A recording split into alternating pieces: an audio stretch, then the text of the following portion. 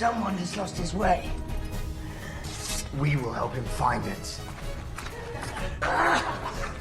Ce matin, lors de la vente aux enchères du patrimoine de Pité, Kree remarque un pendentif porté par un gladiateur nain. C'est exactement celui qu'il avait offert à Opité. Il n'y a aucun doute, c'est lui l'assassin. Kree se précipite pour se venger, mais Ashur le retient aussitôt. Sans preuve, agir ainsi ne ferait que lui attirer des ennuis. La vengeance serait impossible. Le malin Ashur sait qu'Opité était très proche de Kosutia, la femme du sénateur. Il lui raconte donc l'histoire du pendentif, espérant qu'elle vengera Opité. Kosutia retrouve Proculus. Elle y va franchement, Ashur a découvert la vérité, c'est lui qui a tué Opité. Proculus nie bien sûr, mais il se demande surtout pourquoi elle vient lui dire ça. Kosutia avoue son amour pour Opité et montre aussi toute sa haine envers Ashur. Voyant qu'elle est sincère, Proculus laisse tomber la comédie et demande directement comment éliminer Ashur. C'est une façon d'admettre qu'il a bien tué Opité. Kosutia invite alors Ashur à se rendre à l'arène ce soir-là, au nom de son mari. Le reste, Proculus s'en charge. À minuit, Ashur arrive à l'arène à l'heure prévue. Mais au lieu du sénateur, ce sont les trois frères nains qui l'accueillent avec leur moquerie habituelle. Ce coup dur prend Ashur au dépourvu, ou plutôt il fait semblant.